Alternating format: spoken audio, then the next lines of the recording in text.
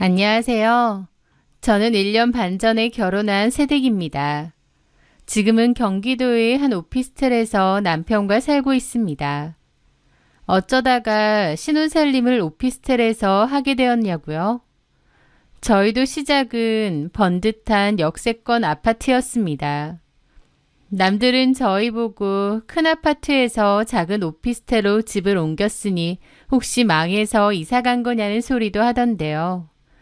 저희는 망해서 떠난 게 아니라 오히려 행복해지기 위해 나왔습니다.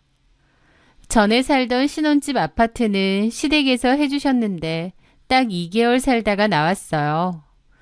그리고 시부모님이랑은 이제 아예 연락 안 하고 지내고요. 어머님은 계속 연락을 하려 하시지만 다 차단했습니다. 남편도 그렇게 하고 있고요. 아파트까지 해주었던 시댁인데 어떻게 이렇게 하느냐고요? 지금부터 그 사연을 이야기해 보겠습니다.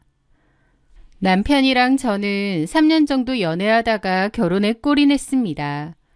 3년이면 그리 짧은 기간도 아닌데다 결혼 정년기에 남녀다 보니 보통은 각자의 부모님들께 인사도 드리고 왕래도 하면서 지내기도 하잖아요. 하지만 저는 결혼 얘기 나오기 직전까지도 시댁 사람들을 단 한 번도 본 적이 없습니다.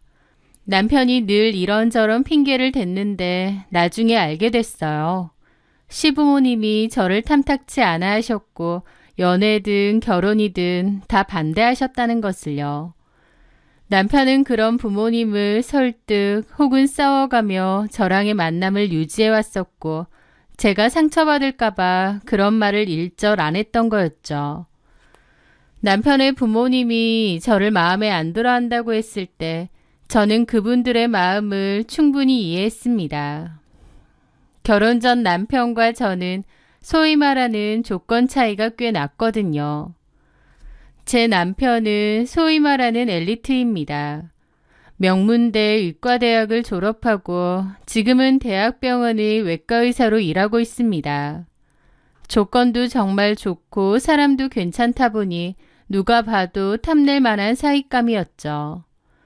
반면 저는 남편에 비해 평범합니다. 출판사에서 편집자로 일하고 있고 집안도 평범해요. 저희 아버지는 서점을 운영하셨고 지금은 건강이 안 좋아져 가게를 접으셨습니다. 어머니는 평범한 주부시고요. 책 냄새와 사람 사는 정을 소중히 여기며 살아오신 정직하고 따뜻한 분들이시죠. 하지만 돈과 명예를 중시하는 시댁에서 볼 때는 저희 집은 수준 차이 나고 볼품없는 집안일 뿐이었습니다. 결혼 이야기가 오가게 되면서 시부모님이 저를 극심히 반대한다는 것을 알게 되었어요. 똑같은 의사 며느리는 못 볼 망정 최소한 약사나 교수 집안은 되어야 하는 거 아니냐고 하셨거든요. 그리고 저보고 여우라느니 양심 없다는 소리도 하셨습니다. 저는 어머님께 그 얘기를 듣고 너무 큰 상처를 받았고 헤어져야 되나 생각도 했어요. 하지만 남편은 부모님이 뭐라고 하든 전혀 중요치 않다고 만약 허락을 안 해주시면 그냥 우리끼리 씩 올리고 살자고 했습니다. 그래서 저도 저를 사랑해주고 저밖에 없는 그 남자 하나만 보기로 한 거죠. 시댁과 저희 집은 경제력 차이도 꽤 됩니다. 아버님은 30년 전부터 건설업을 하셨는데 신도시 개발 붐을 타고 대박이 터져 돈을 정말 많이 버셨다고 했어요. 어머님은 허영심도 강하시고 돈이면 전부 다라는 가치관을 가지신 분이고요. 물론 남편 말로는 아버지가 잘 나갈 때만큼은 재산이 아니라고 하더라고요. 그 사이에 투자 실패도 좀 있었고 정리한 재산도 좀 있다고 했습니다. 하지만 그럼에도 여유가 꽤 있었어요. 그렇다 보니 더더욱 평범한 저희 집안과 제가 탐탁지 않으셨던 거죠. 남편은 부모님이 뭐라고 하든 저와의 결혼을 밀어붙였고 아들이 완강하게 나오니 결국 시부모님도 마지못해 저를 허락하셨습니다. 정식으로 인사를 하러 갔을 때 어머님은 삐딱하게 저를 보시더라고요. 부모님이 서점하시다가 그만두셨다는데 노후는 괜찮으신가? 네, 아버지가 일하시면서 꾸준히 저축하신 것들도 있고 두 분 다 소박하게 잘 지내세요. 소박? 아휴, 근데 정석이가 무대뽀로 결혼한다고 나와서 허락은 했다만 솔직히 나는 이해가 안 돼. 우리 정석이 의사에 집안도 이 정도인데 선영이는 본인이 생각해도 우리랑 차이 많이 난다고 생각하지 않아? 보통은 서로에게 도움이 되는 관계가 돼야 하잖아, 부부끼리. 그런데 선영이는 우리 정석이한테 어떻게 도움이 될 수 있을까 모르겠네. 집만 안 되면 다행이지. 하시며 한숨과 함께 비웃으시는데 제 얼굴이 확 붉어졌습니다. 그런데 그 순간 남편이 버럭 화를 내며 어머니, 사람이 어떤 사람인지 봐야지 돈이나 배경이 뭐가 중요합니까? 이 사람이 제 곁에서 얼마나 큰 힘이 되어줬는지 어머니는 모르시잖아요. 무례하게 구시는 거 보기 그렇습니다. 남편의 말에 아버님도 손가락질하며 뭐라고 하시더라고요. 어디 버릇없이 엄마한테 말대답하느냐고요. 남편은 굳은 얼굴이었는데 화가 잔뜩 난 듯했고 분위기가 너무 안 좋았습니다. 그렇게 불편한 기분으로 첫 인사를 끝내고 집으로 가는 길, 남편이 오히려 저에게 사과를 했습니다. 얼마나 불쾌했냐고요.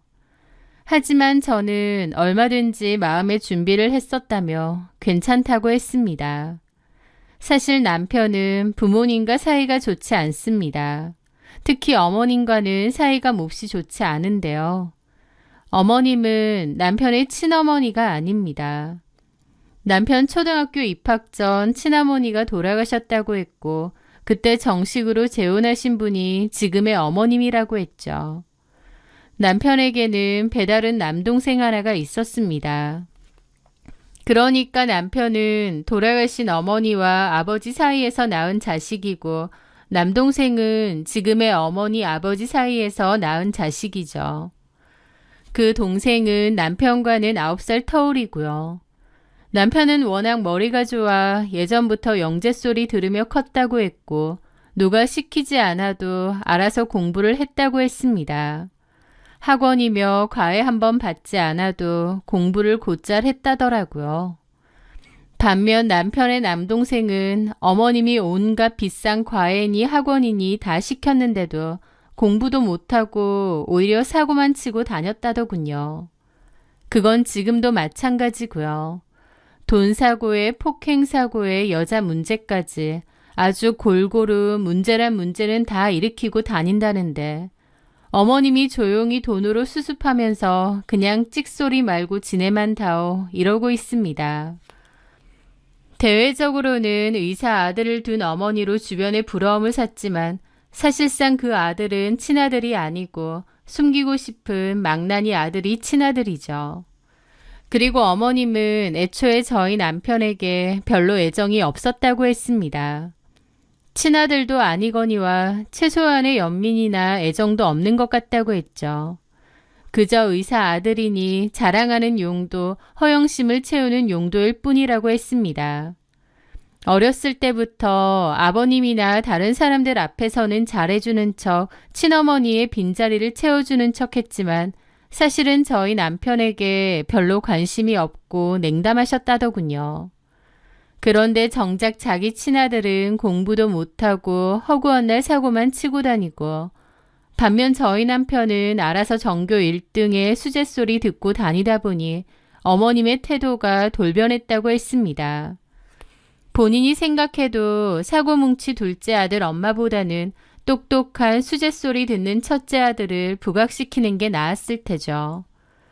그리고 사람들한테도 자기가 친어머니가 아니긴 하지만 이렇게 첫째 아들한테 헌신적으로 잘하고 그런 노력으로 인해 첫째가 공부도 잘하고 똑똑하다는 것을 어필하고 싶었던 모양이에요. 남편은 귀엽고 필요 없다고 하는데도 자기 마음대로 고액의 개인 과외를 시키고 유명한 학원에 등떠밀어 보내고 그랬답니다. 남편은 예전부터 알아서 학습량과 진도를 계산해서 공부하고 성적을 냈기에 그런 게 필요 없었다고 하더라고요. 오히려 그런 간섭이 너무 부담스럽고 싫어서 안 한다고 여러 번 얘기했다는데 그럴 때마다 어머님은 왜 안 하느냐고 무조건 하라고 심하게 다그쳤다고 합니다. 그러면서 내가 친엄마가 아니라서 내 말에 안 따르냐며 윽박을 질렀다고 하더라고요. 그럴 때 어머님이 너무 무서워서 남편은 별 수 없이 어머님이 하라는 대로 학원도 다니고 가해도 했답니다. 그렇게 남편이 성적이 잘 나오면 어머님은 아버님에게도 이렇게 자기가 큰아들에게도 헌신하고 노력한다는 걸 보여주려 했고 또 다른 사람들한테도 자랑을 했대요. 전처의 아들이지만 내 아들처럼 정성껏 돌보고 공부도 열심히 시키고 투자한다면서요.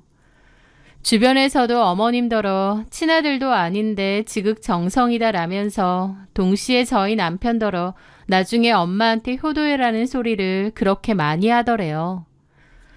남편은 억지로 가외니 학원 다니는 게 너무 힘들고 싫었기에 결국 더 이상은 안 다니고 싶다고 거절을 했다고 했습니다. 그랬더니 어머님이 눈이 돌아서 퍼부었다고 하더군요. 그 말들이 남편의 가슴에는 대못처럼 아직도 박혀있다고 했습니다. 왜 안 해? 네가 그렇게 잘났어? 너 성적 잘 나오는 것도 결국 내가 비싼 가에 알아봐주고 학원 보내주고 해서 그만큼 나오는 거 아니야? 그게 다 네 힘으로 된 것 같아? 네가 하는 가해니 학원이니 그거 돈만 있다고 들어갈 수 있는 건 줄 알아? 내가 다 노력해서 네가 그런 혜택을 받을 수 있게 된 건데 그것도 모르고 힘들게 공부 뒷바라지 해주면 고마운 줄 알 것이지 어디서 실내 어쩌네 그딴 소리야. 그런 거 안 해도 제가 알아서 할 수 있어요. 조그만한 게 고집도 세고 그런 거 죽은 니네 엄마 닮아서 그렇지? 엄마 얘기하지 마세요. 이 싸가지 없는 게 어디서... 내가 너 진짜 좋아서 투자하고 치맛바람 날리면서 공부시키는 줄 알아? 나도 너 싫어. 너 보면 독하고 징글 맞아 보여서 나도 너 싫어. 근데 어쨌든 내가 네 엄마고 내 역할 해야 되니까 하는 거야. 나도 너 보기 싫어. 그렇게 잘났으면 네 힘으로 어디 나가 살아. 니네 아빠가 나랑 살지 너랑 살 것 같니? 화기 집에서 쫓아내줘? 그래야 정신 차릴래? 그 말에 남편도 막 따졌다고 하더라고요. 여기 우리 엄마 아빠 집인데 아줌마가 뭔데요? 뭐? 아줌마? 너 오늘 잘 걸렸다. 그러면서 그때 당시 중학생밖에 안 된 남편을 겉옷도 안 입히고 밖으로 내쫓아 버리셨다더군요.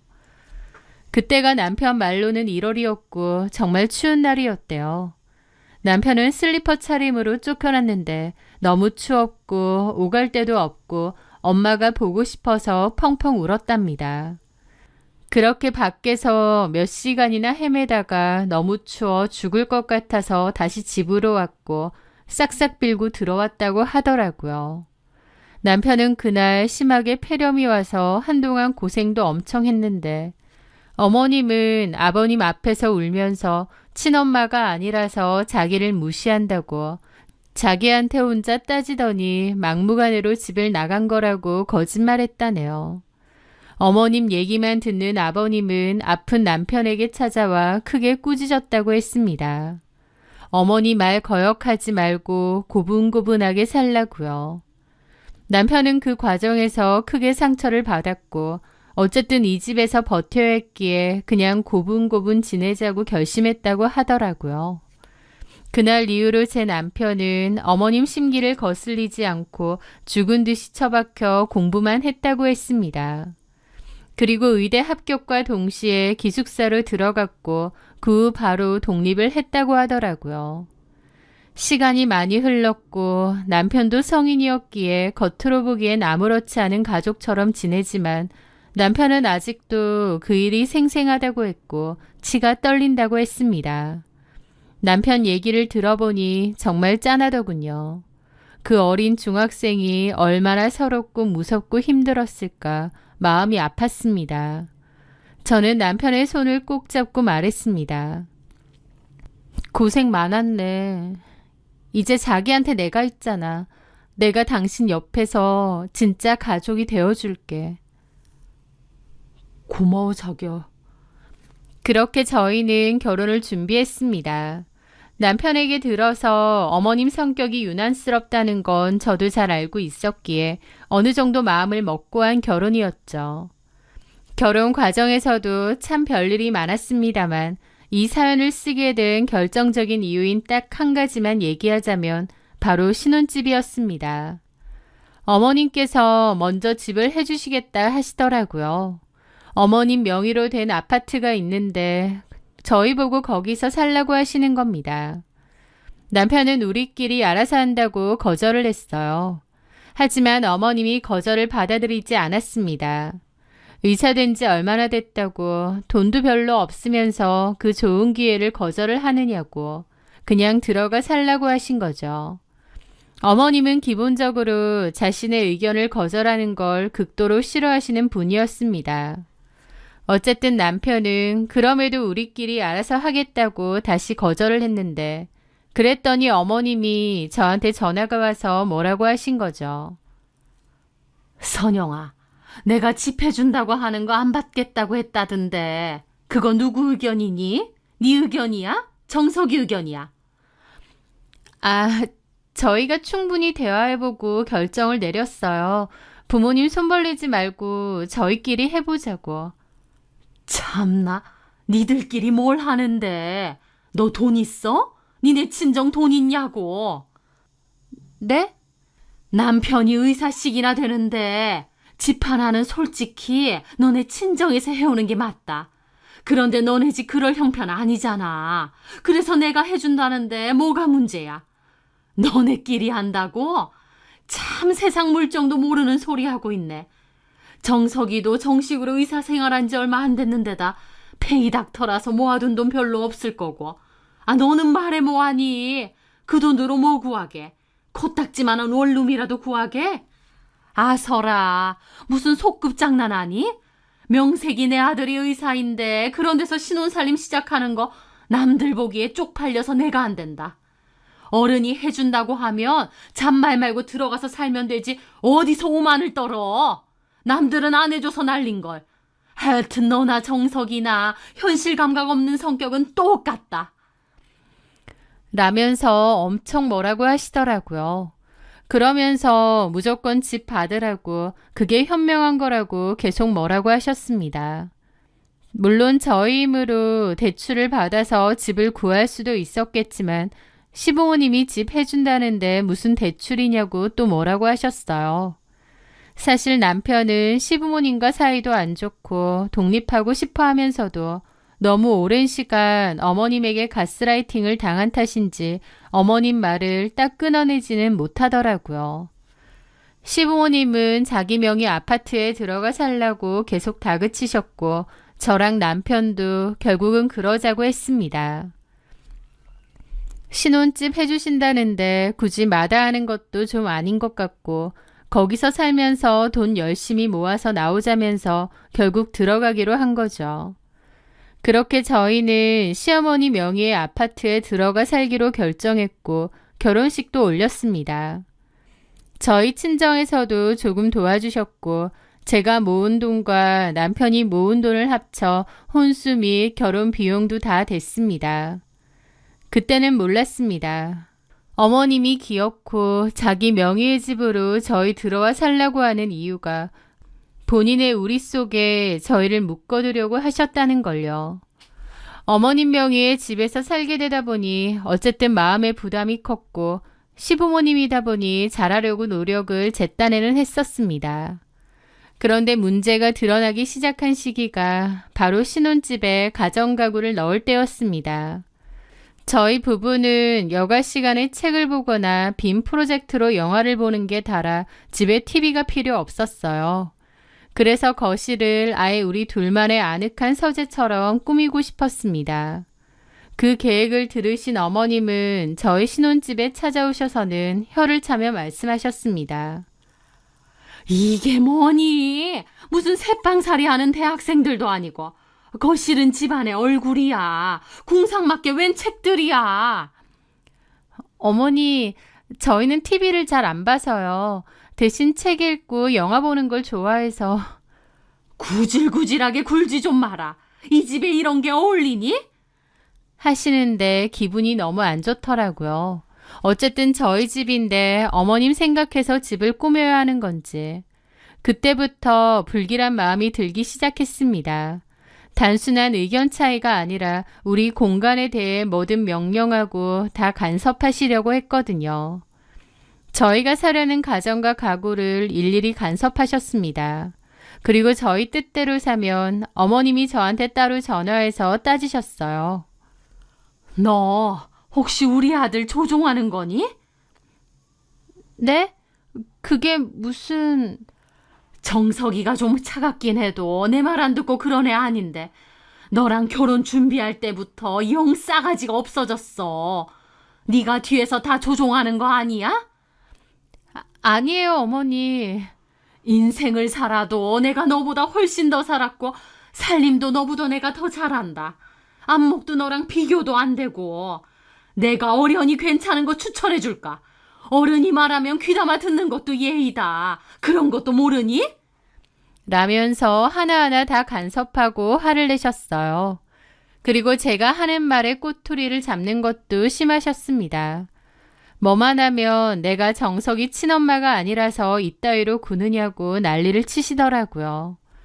남편에게도 과거에 내가 네 친엄마가 아니라서 나를 만만하게 보느냐고 잡아댔다더니 그게 뭔지 알겠더군요. 스트레스가 이만저만이 아니었고 남편이 참다 못해 한 차례 크게 화내고 집을 뒤집고 나서야 그나마 좀 잠잠해지셨습니다. 속 모르는 주변 사람들은 시댁에서 역세권으로 저 비싼 아파트를 해줬다며 부러워했지만 저는 전혀 행복하지 않았습니다. 마음 같아서는 안 받고 안 살고 싶은데 그것조차도 저희 의지로 안 되었던 거죠. 그뿐만이 아니었습니다. 저희가 입주 전 간단한 부분 인테리어를 하기로 했는데 그것도 다 어머님 마음대로 하셨습니다. 저희는 거실에 책장이 많으므로 아트월 벽이 필요 없다고 했는데도 어머님은 막무가내였습니다. 결국 안 하긴 했지만 어머님은 또 저희한테 실망했다며 화를 내셨죠. 지금 돌이켜보면 어머님은 하나부터 열까지 간섭하고 명령하면서 어머님의 손바닥 안에 저희를 두려고 했던 것 같아요. 그런 일이 반복될수록 남편은 저한테 너무 미안해했죠. 내가 괜히 들어오자고 그래서 미안해. 아니야, 나도 동의한 건데 뭐. 근데 어머님, 앞으로도 이렇게 사사건건 우리 일에 간섭하실까? 제 말에 남편은 고개만 숙일 뿐 아무 대답이 없었습니다. 그 후 신혼집에 가구와 가전이 다 들어오고 도배며 자잘한 수리까지 다 마무리되니 드디어 살만한 집이 되었습니다. 그리고 그 주 금요일에 남편 친한 친구들이 집들이 하라고 아우성이었어요. 그래서 먼저 남편 친구들을 초대해 간단하게 배달 음식을 시켜서 집들이를 했고 그 다음 날인 토요일엔 제 친구들을 불렀습니다. 오랜만에 친구들과 모여 웃고 떠드는 행복한 시간이었죠. 그런데 월요일 아침 출근 준비를 하는 제게 어머님의 전화가 걸려왔습니다. 너 그 집에 네 친구들 불렀니? 어떻게 아시고는 저렇게 다짜고짜 물으시는 거예요. 아, 예. 정석 씨 친구들 부르고 다음 날은 제 친구들도 불렀습니다. 너는 기본 예의가 없니? 네? 집들이는 어른들 먼저 모시는 게 순서 아니니? 친구들부터 냅다 부르는 건 어느 나라 법이야? 솔직히 순서가 뭐가 중요한 건지 이해는 잘 가지 않았습니다만 하지만 어머님이 저렇게 말하시니 내가 실수한 건가 싶고 또 어른들이 보시기엔 그럴 수도 있다고 생각했어요. 아, 어머니, 제가 양가 어른들 모시려면 장도 보고 음식 준비도 해야 하니까 시간이 필요하더라고요. 정식으로 모시고 싶어서 아직 말씀을 못 드렸는데 제가 실수했나 봐요. 혹시 어머님 다음 주 주말에 괜찮으세요? 제가 정중히 여쭤보니 어머님은 한숨을 푹 쉬며 쏘아붙이듯 대답하시더군요. 다음 주는 안 된다. 필드 나가야 돼. 중요한 분들이랑 약속이야. 아, 그러세요? 그럼 그 다음 주는 어떠세요? 그 다음 주도 안 돼. 동창들하고 모임 있어. 아, 너는 내가 그렇게 한가해 보이니? 나도 내 생활이 있어. 어머님의 말씀은 바빠서 못 온다는 것이 아니라 저희 집들이에 맞춰 자신의 스케줄을 조정할 마음이 전혀 없다는 뜻으로 들렸습니다. 그럼 어머님은 언제가 괜찮으시냐고 여쭤보니 정해서 알려준다고 하시고 끊으시더라고요. 어머님과 통화를 끊고 어른들 집들이를 먼저 했어야 하나 싶었습니다. 제가 실수했다고 생각했고 일단 양가 부모님 초대를 서둘러 하자고 생각했죠. 그런데 어머님은 이미 2주나 약속이 있다고 거절하셨고 또 당신이 날짜를 정해서 주신다고 했잖아요. 그래서 그럼 그 전에 저희 친정부모님 먼저 초대를 해야겠다고 생각했습니다. 친정 부모님께 여쭤보니 다음 주가 괜찮다고 하시길래 남편과 상의 끝에 친정 식구들 집들이 약속을 먼저 잡게 된 거죠. 그렇게 토요일에 저희 오빠까지 불러서 집들이 명목으로 정성껏 만든 음식을 대접했습니다. 엄마는 우리 딸 시집 가더니 음식 솜씨가 더 늘었네 라며 기뻐하셨고 아빠는 그런 엄마와 저를 흐뭇하게 바라보셨죠. 오랜만에 친정 식구들이랑 웃고 이야기하고 행복한 시간이었습니다. 그때는 몰랐습니다. 그게 그 사건의 발단이 될 줄은 말이죠. 친정을 초대한 집들이가 끝나고 저희 친정엄마가 댁에 돌아가시면서 카톡 프로필 사진을 올리셨어요. 가족 모두 다 같이 찍은 사진을요. 엄마가 사진이 잘 나왔다고 좋아하셨는데 그걸 마침 카톡 프로필 사진에 올리신 모양이에요. 그런데 그걸 어머님이 보셨나 보더라고요. 월요일 오후 한창 일하고 있는 제게 전화를 하셨습니다. 너희 집에 친정 식구들 왔었니? 네, 어머니. 저희 부모님 시간이 마침 맞아서 집들이 초대했어요. 그런데 어머님이 정색을 하며 그러시는 겁니다. 너 지금 뭐 하는 짓이야? 생각이 있는 거니 없는 거니? 나랑 해보자는 거야 지금? 네? 난데없이 우리보다 친구들 먼저 불렀을 때도 어이없지만 참았는데 이제 친정 식구들? 어떻게 우리보다 네 친정 부모를 먼저 집에 들일 수가 있니? 내가 바쁘다고 하면 기다렸다가 날짜 맞춰서 시댁 식구들을 먼저 초대하는 게 맞지. 친정 식구들을 먼저 불러? 너 그 집을 누가 해줬는데 자꾸 이런 식으로 나오니? 결혼하면서 집 떡하니 해주니까 그 집이 진짜 네 집인 줄 알아? 귀가 멍멍할 듯 소리를 지르는 어머님 때문에 저는 잠시 수화기를 얼굴에서 떨어뜨릴 수밖에 없었습니다.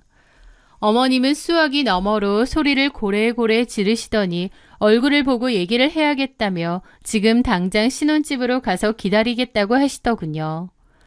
월요일 오후였고 저는 회사에 있었거든요. 그런데 빈집에 시어머니가 먼저 들어가시겠다는 겁니다. 제가 곧 있으면 퇴근이라고 가서 문 열어드리겠다고 하니 내 집에 내가 들어가지도 못해? 알아서 들어갈 테니 너도 알아서 들어와라. 하시는데 진짜 벙찌더라고요. 저희 집 도어락 비번도 시어머니가 직접 정해주실 때부터 좀 그랬는데 내 집에 내가 가지도 못하냐는 식으로 하시니 저도 너무 기분이 상하는 겁니다. 아무리 집을 해주셨다 한들 어쨌든 저와 남편이 살고 있는 집이잖아요. 그런데 너무 막무가내이고 본인 마음대로 하려고 하시는 게 불쾌했습니다. 그렇게 어머님이 퇴근하고도 곧장 오라고 하고 전화를 끊었고 저는 남편에게 전화해 있었던 일을 다 말했습니다. 남편도 기가 막히다는 듯 본인이 알아서 해결하겠다고 하더군요. 그런데 해결이 되기는커녕 집에 들어가니 어머님이 거실 소파에 떡하니 앉아 계신 거예요. 그러고는 다짜고짜 집안 살림에 대해서도 뭐라고 하시더라고요. 너 부엌에 가스레인지 후드는 자주 안 닦니? 그렇게 게을러서 어디다 써? 냉장고 청소도 잘 안 해? 내가 그러라고 이 집 해준 줄 알아? 도대체 마음에 드는 데가 없다, 너는. 라고 하시더라고요. 저는 벙 쪄서 있는데 곧이어 그 얘기도 따지셨습니다. 이 집의 친정 식구들을 먼저 초대하는 법이 어디 있냐고요. 제가 아무리 상황을 설명해도 어머님은 제 대답이 전부 마음에 다 안 든다는 듯 고개를 저으시더니 이럴 때는 그냥 죄송합니다. 다음부터는 이런 일 없게 하겠습니다. 라고 말하는 거야. 알겠니? 너는 내가 도대체 어디까지 알려줘야 되니? 하시는데 저도 더 이상은 못 참겠더라고요. 웬만하면 좋게 좋게 하자 생각했지만 제가 왜 이런 폭언을 듣고 있어야 되는지도 모르겠고요. 그래서 저도 그랬습니다. 어머니, 솔직히 저희 친정부모님 먼저 부른 게 뭐가 잘못인지 모르겠어요. 어머님이 먼저 시간 안 된다고 하셨고 그래서 시간 되시는 저희 친정부모님 먼저 초대한 것뿐인데요. 라고 했더니 어머님이 갑자기 노여움을 이기지 못하고 들고 있던 핸드폰을 바닥으로 던지는 겁니다. 핸드폰 앞유리가 깨지고 강마루가 패이기까지 했죠. 어머님의 폭력적인 모습에 저도 경악했습니다. 네가 제정신이야? 어떻게 네 친정이 먼저 올 수 있냔 말이야. 이 집 해준 사람이 누군데? 이 집 누구 건데? 니네 친정에서 꼴랑 1,000만 원 해줘놓고 무슨 대접을 바라는 거야? 나처럼 집 해줄 여유도 없으면서. 그래서 저도 화가 나서 그랬죠. 어머니, 꼴랑 1,000만 원이라니요. 정석 씨랑 저 원래도 결혼자금 반반씩 하고 둘이서 부담하기로 했었어요. 거기에 저희 부모님이 1,000만 원이나 더 주신 거고요. 그런데 어떻게 그렇게 표현하세요? 너 이 집이 얼마짜린 줄 알고 지금 그딴 소리니? 이 집이 얼마짜린데 1,000만 원을 갖다 붙여? 저도 더 이상 참기 싫었습니다. 저희가 살겠다고 한 것도 아니고 어머님이 억지로 들어오라고 한 거잖아요. 어머니, 저희 여기 평생 살 것도 아니고 또 안 들어오겠다고 했는데 굳이 들어오라고 하신 건 어머님이시잖아요. 집들이 순서 가지고 저희 친정 흉범에 저한테 뭐라고 하시는 거 저도 더 이상 못 참습니다. 제가 참다 못해 질러버렸습니다. 결혼식 한 지 고작 2달도 안 되었을 때였죠.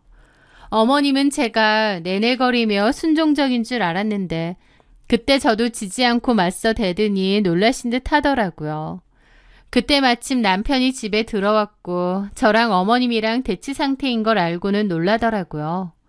그렇게 싸움은 2차전이 시작되었고 남편이랑 어머님이랑 정말 목청 터져라 다퉜습니다. 그러면서 어머님은 내가 이런 꼴 보려고 너희들 들어와 살라고 한 줄 알아? 집 해준 사람한테 고마운 줄 모르는 것들은 이 집에서 살 자격이 없어. 당장 나가! 그 순간 제 옆에서 가만히 듣고만 있던 남편의 어깨가 부들부들 떨리는 것이 느껴졌습니다. 남편의 얼굴은 창백하게 질려 있다가 이내 평생 본 적 없는 깊은 분노로 붉게 달아올랐습니다. 그는 제 앞을 가로막고 서서 평생 자신을 억눌러 왔던 새어머니를 정면으로 마주보며 소리쳤습니다. 예, 나가겠습니다. 애초에 들어오고 싶지도 않았던 거 저희도 억지로 들어온 거예요. 이렇게 된 마당에 저도 할 말 좀 하겠습니다. 툭하면 그러셨죠. 내가 친엄마가 아니라서 무시하냐고. 예, 당신이 친엄마였다면 저한테 그리고 며느리한테 이렇게까지 안 하셨을 것 같네요. 평생을 어머님 아들이랑 저를 차별했으면서 사람들 앞에서는 본인 자랑거리로만 나를 이용하려 했죠. 그래도 다 참았는데 이제는 저도 못 참겠습니다. 남편은 곧바로 뒤돌아 저를 보며 마치 확인이라도 받듯 다시 한번 선언했습니다. 여보, 당장 짐 싸서 나가자. 이런 꼴 보면서 여기 있을 필요 없지. 어머니, 저희 이 집에서 나갈 거고 어머니하고 인연도 여기서 끝입니다. 남편이 그렇게 소리친 후 어머님은 어안이 벙벙한 듯 아무 말도 못하고 서 계셨습니다. 평생 자신에게 복종하던 의붓 아들이 처음으로 자신에게 대드는 모습에 큰 충격을 받은 듯 했습니다. 그러더니 결혼 잘못해서 성격 다 버렸다고 그러는 거예요. 또 제 탓이었죠. 남편은 코웃음 치더라고요. 제가 결혼해서 성격을 버린 게 아니고요. 여태까지 어머니한테 가스라이팅 당하고 반항도 못하고 살았는데 이제야 제정신 든 겁니다. 솔직히 어머니라고 부르고 싶지도 않지만 그나마의 정을 생각해서 참는 줄이나 아세요. 당신은 아버지 새아내지 내 엄마가 아니에요. 뭐가 어째? 그래서 저도 그랬죠. 어머님도 좀 솔직해지세요. 이 집 저희한테 살라고 한 거 좋은 의도로 살라고 하신 거 아니잖아요. 그냥 저희 마음대로 휘두르려고 하고 통제 수단이었을 뿐이잖아요. 어머님 하는지 너무 숨막히고 소름 끼쳐요. 나가라고 하셨죠? 원하시는 대로 나갈 거고 저희끼리 알아서 집 구해 살겠습니다. 더 이상 저희 인생에 감나라 배나라 하지 마세요. 말했더니 시어머니 얼굴이 붉으락 푸르락 난리도 아니더군요. 그랬더니 은혜도 모르는 것들 이라며 생난리를 치더니 성질을 내고 나가셨습니다. 저희 부부는 그날 이후로 정말 바로 부동산에 집 알아보러 다녔습니다. 그리고 저랑 남편 회사 중간 지점쯤에 18평짜리 오피스텔 하나 전세 계약했고 최대한 빠른 시일 내에 이사 가능한 업체를 찾아 일주일 만에 이사까지 진행했습니다. 혼수가 다 들어가지 못할 것 같아서 필요한 건 친정에 원래 있던 오래된 가정과 바꾸고 오피스텔에 들어갈 수 있는 꼭 필요한 가정가구만 챙겨서 들어갔습니다. 훨씬 간소해서 가는 거지만 아쉽기는커녕 속이 시원하더라고요. 드디어 시어머니의 지긋지긋한 간섭과 통제에서도 벗어나는구나 싶어서 후련했습니다. 남편은 저에게 마음고생 많았다고 진심으로 미안해하며 그때 말한 것처럼 시부모님 안 보고 살 거라고 이제 시댁의 발길을 끊자고 하더라고요. 진작 했어야 되는 일인데 너무 오래 걸렸다고요. 당연히 시부모님한테는 이사 간다고 따로 연락하지 않았습니다.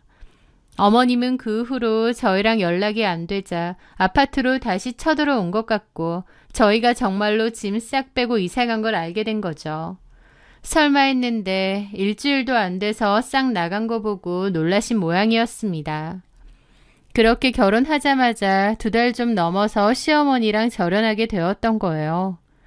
평수는 좀 작아졌지만 남편이랑 평화롭게 살게 된 지금이 너무너무 행복합니다. 퇴근하고 돌아오면 거실에 앉아 빔 프로젝터로 영화도 보고 같이 맛있는 것도 해먹고요. 그 넓고 불편하기만 했던 아파트에서의 시간보다 이곳이 훨씬 더 따뜻하고 충만한 데다 제가 진짜 원하는 신혼생활이 이거더라고요. 여기서 살다가 아이 가지고 나면 또 계획을 해서 다른 곳으로 이사를 가던지 할 생각입니다. 어쨌든 그렇게 시댁하고는 거의 절연을 했는데 시부모님은 이제 와서 그래도 부모 자식 사이인데 어떻게 인연을 끊느냐 어쩌냐 하며 다시 연락을 하려 했습니다. 하지만 저희 부부는 단호했죠. 더 이상 연락 말라고요. 건너 들어보니 시동생이 또 사고를 크게 친 모양이고 어머님은 그거 수습하러 다니나 보더라고요. 어머님에게 저희 남편은 허영심 때문에 필요한 존재일 뿐이었습니다.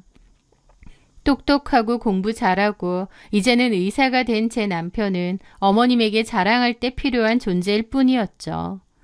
하지만 이제는 아시겠죠. 사고치고 다녀서 죽어라 뒤치다거리 하고 다녀야 되는 답도 안 나오는 둘째 아들. 그 둘째 아들이 진짜 어머님의 아들이라는 걸요. 더 이상 본인의 허영심이나 자랑거리에 제 남편 이용하지 마시고 본인 아들 뒤치다거리나 하고 사셨으면 해요. 저희는 이제는 그 누구의 간섭도 없이 저희끼리 차근차근 가정을 잘 꾸릴 생각이고요. 진정한 우리 집은 평수나 삐까뻔쩍한 인테리어로 결정되는 것이 아니라 그 안에서 온전한 우리 자신으로 숨 쉴 수 있을 때 완성된다는 것을 많이 느끼고 있습니다. 시어머니의 아파트는 넓고 번듯했지만 그곳은 저희 집이 아니라 그저 시어머니의 욕심이 머무는 공간이었으니까요. 지금 저희가 사는 작은 오피스텔은 비록 좁고 소박하지만 그 누구의 간섭도 없는 저희 둘만의 진짜 보금자리입니다. 이곳에서 저희는 비로소 진짜 부부가 되어가고 있습니다. 결혼은 한 사람의 인생에 또 다른 사람의 인생이 더해지는 것이지 어느 한쪽이 다른 쪽에 흡수되는 것이 아니라고 생각합니다. 저희는 이제서야 그 당연한 진리를 깨닫고 서로 존중하며 살아가고 있네요. 앞으로는 제 행복 제가 잘 지키며 살아가려 합니다. 제 긴 이야기 끝까지 들어주셔서 감사합니다.